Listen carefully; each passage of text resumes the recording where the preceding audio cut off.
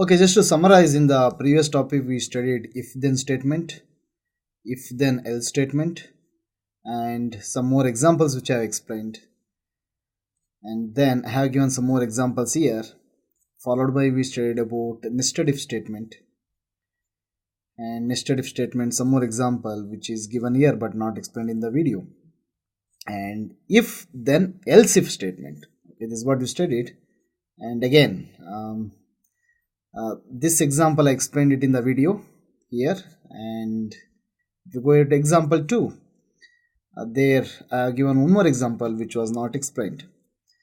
Now to understand switch, because in the switch this is the same example I have rewrote it using switch statement. So let's go through this example once. I have a class grade here, int score equal to, I set it as 60. When you are coding you can change it to anything you want to test it. And character grade equal to x I have set here. The reason is because basically the idea of this program is to what? Change the value of grade, that is A, B, C, D, F, based on the percentage, the score, whatever the user has, student has scored. But what happens if you say character grade semicolon here, and when you try to access here, this statement do not know anything about what is happening inside, because whatever is happening inside that remains local to that particular block of statements. So we know that one. If we don't know, just be aware of this. In a public static void main method, basically in a method, inside a method, if you created any variable, you have to initialize it before you can reuse it. So I have initialized with some unknown value, that is x. Now if the score is greater than or equal to 75, obviously it is false because score is 60, it will come to else block. In else, again we have a condition to check if a score is above, greater than or equal to 60. So condition is true, is greater than or equal to 60. So grade is set as B. Since if statement is executed, it will not come to else block, so it will come here, continue executing from this line. So here we can see that system.println your grade is, we can see the output as grade. Now see, the same program I am going to write in switch statement.